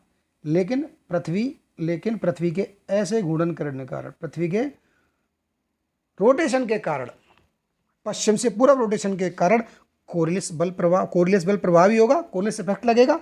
और कोरिलेस इफेक्ट क्या कहता है कि कोई भी पवन उत्तरी गोलार्ध में जिस दिशा में चल रही है उस दिशा के दाईं ओर मुड़ जाएगी। इधर आ रही थी, इसके दाईं ओर मुड़ गई। इस तरफ आ रही थी, इसके दाईं ओर मुड़ गई। और दक्षिणी गोलार्ध में अपनी गति की दिशा के बाईं ओर मुड़ जाएगी, इस तरफ मुड़ गई। तो इन पवनों की दिशा क्या हो गई? इन पवनों की दिशा हो गई, फिर से बना लो दिशाएं, ये north east south west. North east से उत्तरी गोलार्ध में साउथ वेस्ट, और साउथ ईस्ट से दक्षिणी गोलार्ध में नॉर्थ वेस्ट। ठीक है, क्लियर है। महत्वपूर्ण कुछ तथ्य हैं इनके बारे में। इन पवनों के द्वारा महाद्वीपों के पूर्वी भागों में, महाद्वीपों के पूर्वी भागों में, ये जो भाग है महाद्वीपों के पूर्वी भाग, महाद्वीपों के पूर्वी भागों में, इन महाद्वीपों के पूर्वी भागों में, यहाँ पे महाद्वीपों के पूर्वी भागों में खूब वर्षा होती है। ठीक है, परंतु पश्चिमी भागों में वर्षा नहीं होती। पश्चिमी भागों में, ये मैंने पूरे बना लिया है देखने को, लेकिन ये कहाँ पे चलती हैं? 30 डिग्री अक्षांशों के मध्य। ठीक है, पश्चिमी गोलार्ध में वर्षा नहीं होती, तो पश्चिमी गोलार्ध में वर्षा नहीं होती तो 30 डिग्री अक्षांशों के आसपास सभी महाद्वीपों में या अधिकांश महाद्वीपों में, कहाँ पे? 30 से 35 डिग्री अक्षांश अंदाज से मान लेते हैं। भूमध्य रेखा यहाँ से है तो 30 से 35 यहाँ हो सकते हैं, बिल्कुल 30 से 35 यहाँ भी हो सकते हैं। ठीक है, मान लिया। उत्तरी गोलार्ध में इतने प्रभाव नहीं है, इसके पीछे मैं दूसरा कार्ड बता दूंगा आपको कि उत्तरी गोलार्ध में ये प्रभाव जो हम इसकी बात कर रहे हैं ये नहीं दिखेगा, दक्षिणी गोलार्ध में क्यों दिखेगा? उसके कार्ड में, उसके पीछे कार्ड है कि उत्तरी गोलार्ध में धरातल देखे, दक्षिणी गोलार्ध में जलाशय राशियां देखे। ठीक है, तो पश्चिमी भागों में, कहाँ पे? महाद्वीपों के पश्चिमी भागों में विश्व के बड़े मरुस्थल स्थित हैं, क्योंकि ये पवनें केवल महाद्वीपों के पूर्वी किनारों पर बरसात करती हैं, पश्चिमी किनारे शुष्क रह जाते हैं। तो विश्व के जितनी प्रमुख मरुस्थल हैं, विश्व के प्रमुख मरुस्थल हैं, वो कहाँ पाए जाते हैं? पश्चिमी भागों में पाए जा रहे हैं। उदाहरण के लिए देख सकते हो आप दक्षिण अमेरिका अटाकामा मरुस्थल ये रहा, यहाँ पे पेंटागोनिया का मरुस्थल है। अफ्रीका में देख लो आप, अफ्रीका में ये सहारा का मरुस्थल है, कालाहारी का, सॉरी ये नामे का मरुस्थल है। ऑस्ट्रेलिया में देख लो आप, ग्रेट विक्टोरियन और गिब्सन का मरुस्थल भी पश्चिमी ओर है। देखने को देखा जाए तो सहारा का मरुस्थल भी पश्चिम की ओर है, लेकिन इसके पीछे एक अन्य रीजन भी है जिसकी हम आगे चर्चा करेंगे। ठीक है, पछुआ पवनें, उसके बाद बात करेंगे वेस्टर्ली विंड्स की, पछुआ पवनों की। ये पछुआ पवनें कहाँ चलती हैं भाई? ये पछुआ पवनें चलती हैं जो उपोष्ट उच्च वायुदाब पेटी है ना 30 से 35, उससे ध्रुवों की ओर चलती हैं, उससे ध्रुवों की ओर। और ध्रुवों की ओर कौन सी बीच में पेटी आ जाएगी? हमारी उपध्रुवीय निम्न वायुदाब की पेटी आ जाएगी। उपध्रुव की निम्न वायुदाब की 30 से 35 पे क्या है? High pressure. और ये 60 से 65 पे क्या है? Low pressure. तो ये ऐसे गति करेंगी दोनों तरफ, ऐसे। ठीक है, उत्तरी गोलार्ध में उत्तर की ओर जा रहे हैं, दक्षिण गोलार्ध दक्षिणी गति कर रही हैं। लेकिन कोरियलिस बल के प्रभाव के कारण उत्तरी गोलार्ध में दाईं और दक्षिणी गोलार्ध में बाईं ओर। कंसेप्ट को रट लो, उत्तरी गोलार्ध में दाईं ओर, दक्षिणी गोलार्ध में बाईं ओर। आप तो रट लो, वायु की दिशा पकड़ लो, वायु जिस तरफ गति कर रही है उसको दाईं ओर मोड़ दो उत्तरी गोलार्ध में, और बाईं ओर मोड़ दो किस तरफ? दक्षिणी गोलार्ध में। देखो भाई, समझो बात को, दोनों गोलार्धों में ये दिशा, इस बात को बाद में पढ़ेंगे, पहले समझो। समझना क्या है? समझना ये है कि ये है हमारे उपोष्ण कटिबंधीय उच्च वायुदाब की पेटी। ये उपोष्ण कटिबंधीय उच्च वायुदाब की पेटी, जिनको हमने कहा है अश्वक्षांश, हॉर्स लैटिट्यूड। यहाँ से ये पवनें चलनी तो ऐसी थी सीधी, चलनी तो कैसे थी? सीधी चलनी थी, इस प्रकार से, क्योंकि यहाँ पर क्या है? यहाँ पर है हाई प्रेशर, यहाँ पर है हाई प्रेशर, और यहाँ पे क्या है? Low pressure. यहाँ पर क्या है? Low pressure.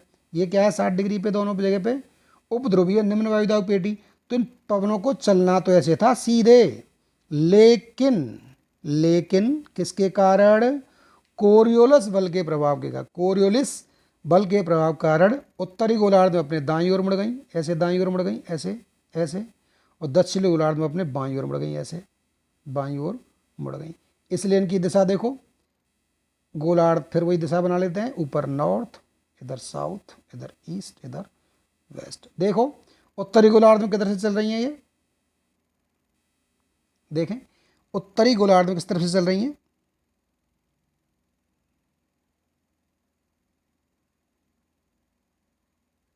समझे बात को? मैंने ये उल्टा लिख दिया है, ये वेस्ट होगा, ये ईस्ट होगा, सॉरी ये होगा ईस्ट, ये होगा वेस्ट। तभी मैं कह रहा था ये हो क्या रहा है भाई? वेस्ट से ईस्ट चलाना है हमको, वेस्ट से इधर चलाना है वायु को, उल्टा लिख दिया, क्षमा चाहता हूँ बच्चों। दोबारा से समझे बात को। हमने कहा दिशा तय करनी है हमको, ये ईस्ट वेस्ट नॉर्थ साउथ।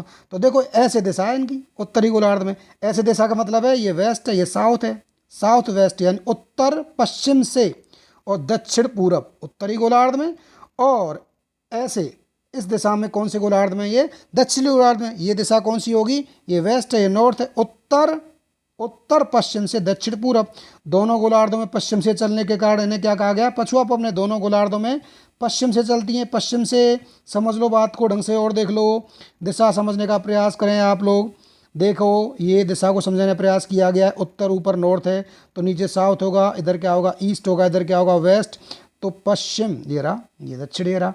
दक्षिण पश्चिम से ये उत्तरी गोलार्ध में, दक्षिण पश्चिम से उत्तर पूरब लिखा हुआ है।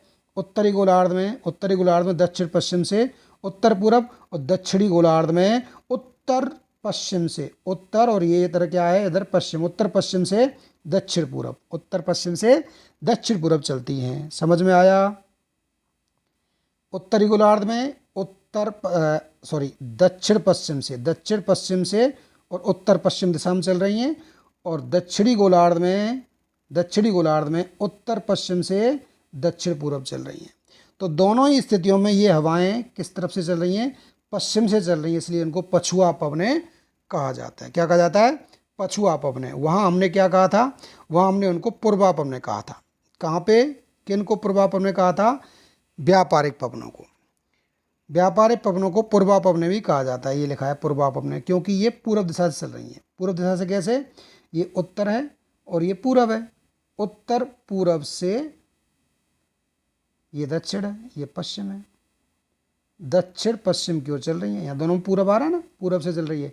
और दक्षिणी गोलार्ध में कैसे चल रही है, ऐसे चल रही है, इस दिशा से पूरब, ये दक्षिण, तो दक्षिण पूरब से उत्तर पश्चिम। तो दोनों में क्या समानता मिली, पूरब मिल रहा है दोनों तरफ। तो पूरब से चलती है ना, व्यापारिक पवनें पूरब दिशा से चलती है, इसलिए इनको पूर्वाई पवनें कहा जाता है, ईस्टर्लीज। और पछुआ पवनें पश्चिम से चलती है, इसलिए इनको पछुआ पवनें कहा जाता है। पछुआ पवनों के बारे में बहुत रोचक तथ्य, इंपॉर्टेंट, कई बार एग्जाम में आ चुके हैं। दक्षिणी गोलार्ध में पछुआ पवन के प्रवाह क्षेत्र में धरातल नहीं होता, केवल महासागर होते हैं, जिसके कारण इनकी गति बहुत तेज हो जाती है। और गति तेज होती है, इससे ध्वनि उत्पन्न होती है। आप जानते होंगे ध्वनियाँ जो उत्पन्न होती है कंपन से उत्पन्न होती है। वायु चलती है तो कंपन होता है और बहुत सारी ध्वनियाँ उत्पन्न होती हैं। आप समझने का प्रयास करेंगे। हम विश्व का नक्शा देख लेते हैं एक बार। यहाँ पे नीचे छोटा सा बना हुआ है ये। तो देखो भाई, अब पवनें कहाँ चल रही हैं, देखो यहाँ मैं मान लेता हूँ कौन सी रेखा, भूमध्य रेखा, ये मान ली मैंने, भारत से थोड़ा नीचे है थोड़ा सा, ठीक है। और यहाँ पे मान ली मैंने मकर रेखा, गलती से ऊपर जा रहा, ऐसे मकर रेखा, ठीक है, ये मकर रेखा हो गया। अब ये मकर रेखा से नीचे चल रही हैं, इस तरफ जा रही हैं ये ऐसे, ठीक है। कैसे गति कर रही हैं बताओ, पश्चिमी है ना, तो पश्चिम से ऐसे गति कर रही हैं।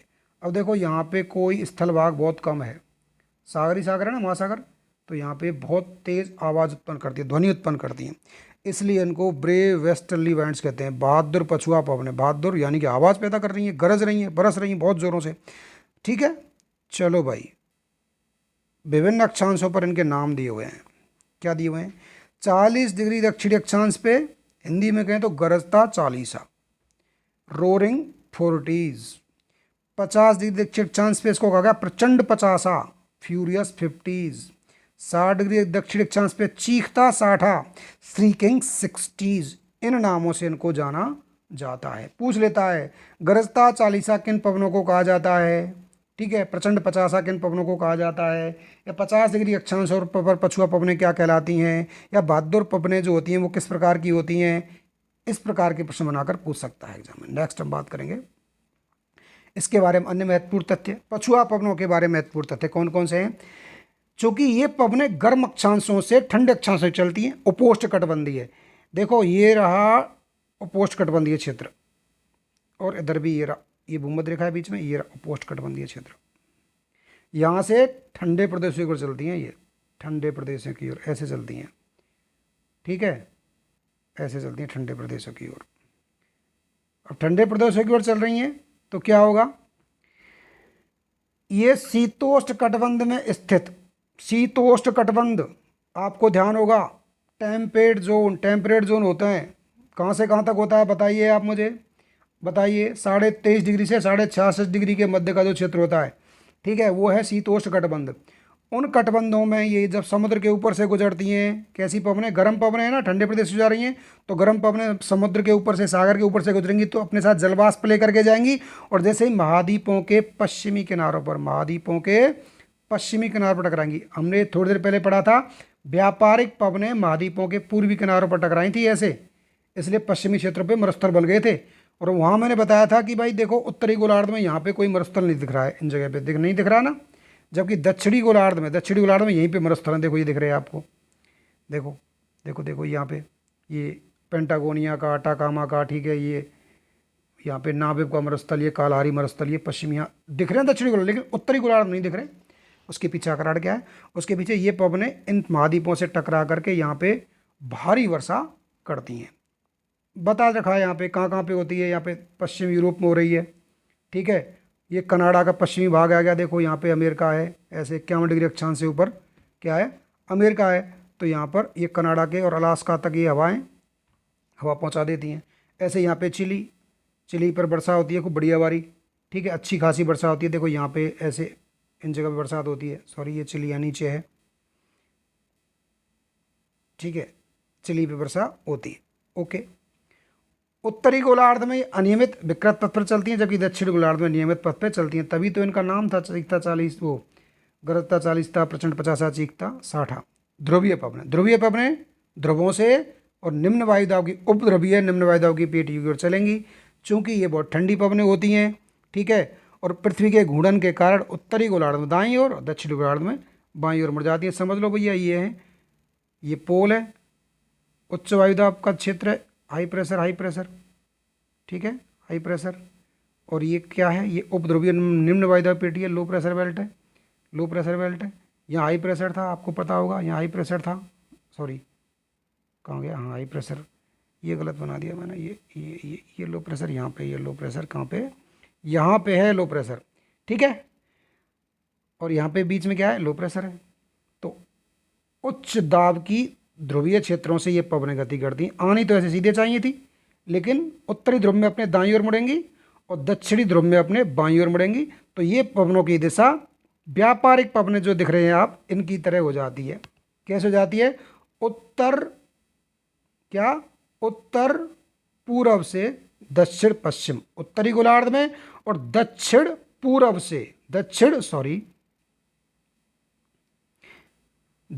पूर्व से दोबारा देख लेंगे, कोई बात नहीं है, ठीक है।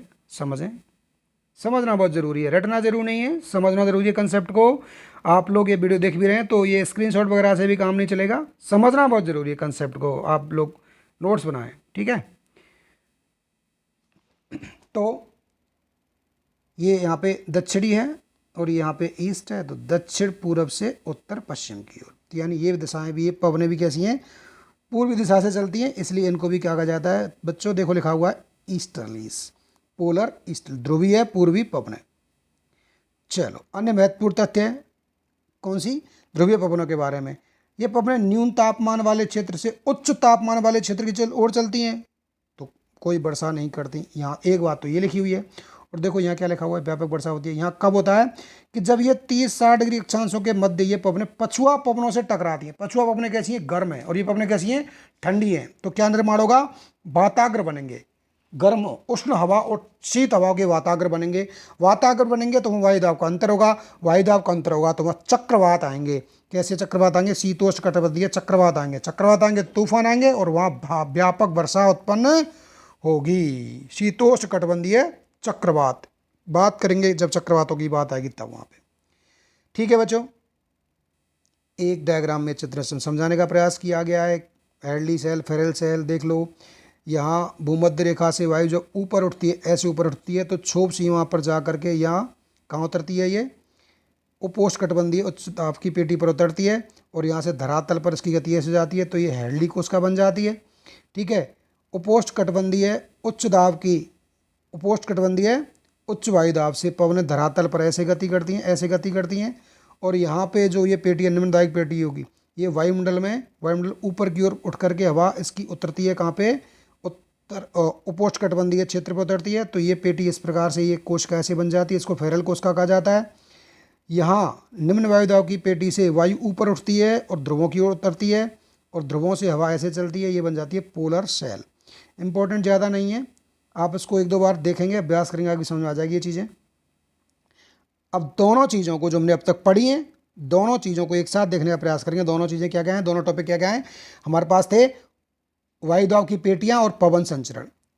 10 से 10 डिग्री भूमध्य रेखीय निम्न वायु दाब पेटी, 35 से 23 से 35 या 30 से 35 कह लो, दोनों तरफ उच्च वायु दाब की पेटियाँ और पोस्ट कटबंधी उच्च वायु दाब की पेटियाँ, उपध्रुवीय निम्न वायु दाब की पेटियाँ, उपध्रुवीय निम्न दाब की पेटियाँ और ध्रुवीय पेटियाँ, ध्रुवीय पेटियाँ। ठीक है, यहाँ पर क्या कैसा होगा, लो प्रेशर होगा, यहाँ पे हाई प्रेशर होगा, यहाँ पे हाई प्रेशर होगा, यहाँ पे लो प्रेशर होगा, यहाँ पे हाई प्रेशर होगा, यहाँ पे लो प्रेशर होगा, यहाँ पे हाई प्रेशर होगा।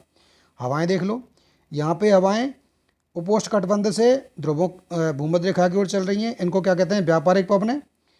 दोनों ध्रुवों में, उत्तरी ध्रुव में, सॉरी उत्तरी गोलार्ध दक्षिणी गोलार्ध में, उपोष्ण कटिबंधीय क्षेत्रों से निम्न, उपोष्ण कटिबंधीय क्षेत्रों से उपध्रुवीय निम्न वायु दाब के क्षेत्र की ओर पवनें चल रही हैं।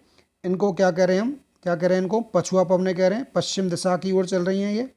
और ध्रुवीय क्षेत्रों से उपोष्ण कटिबंधीय क्षेत्र की ओर जो पवनें चल रही हैं, इनको ध्रुवीय पवनें कहा जा रहा है। ठीक है, ये मैंने आपको पवनों की दिशा बता दी। अब बात करेंगे हम, ये समसामयिक अस्थायी पवनें हैं, इनकी चर्चा के लिए हम एक स्पेशल वीडियो बनाएंगे, क्योंकि सभी पवनें जो होती हैं ये टाइम कंज्यूमिंग है, निश्चित रूप से टाइम लगने वाला है इनमें। आज हम बात करेंगे यहाँ पे स्थानीय पवनों की। स्थानीय पवनें दो प्रकार की होती है, गर्म पवनें और ठंडी पवनें। देख लेते हैं, ये सब कुछ रटने वाली चीज़ें भी हो सकती हैं, लेकिन समझ समझ के देखेंगे हम इनको, एक एक करके देखते चलें। कुछ गर्म पवनों के उदाहरण मैंने दे रखे हैं। ठीक है, चिनूक उत्तरी अमेरिका के रॉकीज पर्वत के पूर्वी ढालों पर चलती है, बसंत ऋतु में चलती है, तापमान में अचानक वृद्धि कर देती है, जिससे तेजी से बर्फ पिघलने लगती है, मौसम बदल जाता है। फोन आल्प्स पर्वत की घाटियों पर चलता है, आल्प्स पर्वत की घाटियों पर चलती है। ठीक है, 3 देश प्रभावित होते हैं, Austria, Germany, Switzerland. Nor'wester New Zealand के दक्षिणी पर्वत द्वीपों में चलती है, पर्वतों से उतर के आती है। ठीक है, और ये नॉर्वेस्टर कई देशों में, इसका नाम आपने भारत में भी सुना होगा, नॉर्वेस्टर छोटी क्लास में आता है। उत्तर भारत में अप्रैल से जून में चलती है, मध्य भारत में मैदानी क्षेत्रों में, तटीय क्षेत्रों में, खासकर चाय के बागानों के लिए लाभदायक होती है। सिमूम सहारा अरब के मरुस्थल में चलने वाली गर्म पवनें हैं, रेत युक्त हवा होती है, इनमें धूल होती है। खमसिन सिमूम की तरह ही धूल भरी हवा होती है, मिस्र के उत्तरी भाग में चलती है। हरमट्टान इंपॉर्टेंट हवा है, हरमट्टान इंपॉर्टेंट हवा है, शीतकाल में सहारा के मरु प्रदेश में चलती है। ठीक है, ये शुष्क हवा होती है, शुष्क हवा होती है, ये धूल भी होती है थोड़ी देर में, शुष्क हवा होती है। और ये गिनी तट पर, से डॉक्टर वाइंड कहते हैं, गिनी तट है ये, समुद्र का किनारा, तो यहाँ पे ह्यूमिडिटी होती है जो मौसम को उबाऊ बना देती है, रोगी बना देती है, रोग होते हैं, लोग बीमार होने लग जाते हैं। लेकिन जैसे ही ये गर्म हवा पहुँचती है वहाँ पे, वहाँ की ह्यूमिडिटी को कम कर देती है, और जिससे लोगों को वहाँ के स्वास्थ्य में लाभ मिलता है, इसलिए इसको डॉक्टर विंड कहा जाता है। सिरोक्को बहुत शानदार, ये कई बार एग्जाम में पूछा गया है। सहारा मरुस्थल से भूमध्य सागर में होकर निकलती है, इटली की ओर जाती है। कहाँ से उतरी थी, एटलस पर्वत से नीचे उतरने का शुष्क होती है, परंतु भूमध्य सागर के ऊपर से जब गुजरती है तो अपने साथ आर्द्रता ले लेती है। सहारा मरुस्थल से गुजरी तो इसमें धूल के कण भी होते हैं, और ये धूल के कणों को ले जा करके जब इटली में बरसात होती है तो वहाँ पे धूल के कण सभा के साथ पहुँचते हैं, तो वर्षा में धूल के कण भी दिखाई देते हैं, और वो सहारा की जो लाल रेत वहाँ पहुँचती है, इसलिए इसको रक्त वर्षा, वहाँ पे जो वर्षा होती है उसको रक्त वर्षा कह देते हैं। ठीक है, कारावरान मध्य एशिया चीन के तोरम बेसन में चलती है। तोरम बेसन से हवा चलती है, तो तोरम बेसन से ये क्या लेकर चलती है, ये लेकर चलती है, रेत लेकर चलती है। ठीक है, पीले रंग की रेत लेकर चलती है। रास्ते में हांगो नदी पड़ती है, उसके आसपास ये बालू और रेत का निक्षेप जमा कर देती है, जिसे लोएस का मैदान कहते हैं। ये लोएस का मैदान पीले रंग का होता है। यहाँ पे जो बरसात होती है पीली वर्षा कहलाती है। नदी हांगो नदी में मिल जाने से वे पीली नदी हो जाती है। ठीक है, कोई दिक्कत नहीं। हरमट्टान जैसी अन्य हवाएं, लेवेची दक्षिण पूर्वी स्पेन में, चिली, ट्यूनिस में, गिबली लीबिया में, ये देशों के नाम है, ये हवाओं के नाम है। बर्ग, एक बर्ग हवा है, बर्ग जो फोन की तरह है। किसकी तरह है, फोन की तरह है। फोन जो कहाँ चलती है, आल्प्स पर्वतों पर चलती है, ऑस्ट्रेलिया, जर्मनी, स्विट्जरलैंड को प्राप्त करती है। बर्ग कहाँ चलती है, दक्षिण अफ्रीका में चलती है, पठार से तटीय क्षेत्रों में। अन्य स्थानीय पवन है ब्रिकफील्डर जो ऑस्ट्रेलिया में चलती है, सांता आना, जोंडा, योमा, तीनों की प्रकृति एक जैसी होती है। सांता आना चलती है कैलिफोर्निया से तटवर्ती में उत्तरी अमेरिका में, फलों को भागों को भारी नुकसान पहुंचाती है। जोंडा अर्जेंटीना में, योमा जापान में। ठीक है, नेक्स्ट हम बात करेंगे ठंडी पवनों। ठंडी पवनें मिस्ट्रल फ्रांस के सेंट्रल मैसिव से भूमध्य सागर की ओर जाती है, रोम की घाटी से गुजरती है, रोम के डेल्टा और गल्फ ऑफ लॉयंस से चलती है। ठीक है। बोरा उत्तर पूर्व से एडियाटिक सागर की ओर शीत ऋतु में चलने वाली पवन है, यूरोप में चलती है पवन है दोनों ही, मिस्ट्रल बोरा। उसके बाद बुरान या पुरगा मध्य एशिया तथा रूस में चलने वाली, मध्य एशिया में चलती है और रूस में चलती है, नाम दोनों के अलग अलग हैं। देखो शीतकाल में इसको पुरगा कहा जाता है क्योंकि हिम प्रवाह को जन्म देती है, ठंडी है तो हिम जमना शुरू हो जाती है, और ग्रीष्म काल में से क्या कहा जाता है, बुरान कहा जाता है। नॉर्दर या पेपापोया यूएसए के संपूर्ण मध्यवर्ती क्षेत्र मैदान से फिर दक्षिण में मैक्सिको को भी पार कर जाती है, और मैक्सिको के ठंड पर तट पर ये ठंडी शक्तिशाली ठंडी पवन को पेपागोया कहते हैं। पैम्पीरो, आपने पंपास का नाम सुना होगा, अर्जेंटीना में पंपास के मैदान होते हैं, वहाँ से उत्पन्न होती है। ठीक है, सॉरी वहाँ पर आती है, कहाँ से आती है, उरुग्वे से चलकर आती है। नेवाडोज इक्वेडर की उच्च घाटियों में चलने वाली शीत पवन है जो एंडीज पर्वत के शिखर से उत्पन्न होती है। लेवांतर दक्षिण स्पेन में चलने वाली पवनें हैं। ठीक है, धन्यवाद बच्चों, आपने मेरे वीडियो को पूरा ध्यान से देखा होगा। निश्चित रूप से आपको वायुदाब और पवन संचार समझ में आया होगा। इसी प्रकार भूगोल की महत्वपूर्ण जानकारी जानने के लिए मेरे यूट्यूब चैनल को सब्सक्राइब कीजिए, रणधीर सर जनरल अवेयरनेस, और बने रहिए मेरे साथ। जय हिंद, जय भारत, शुभ रात्रि।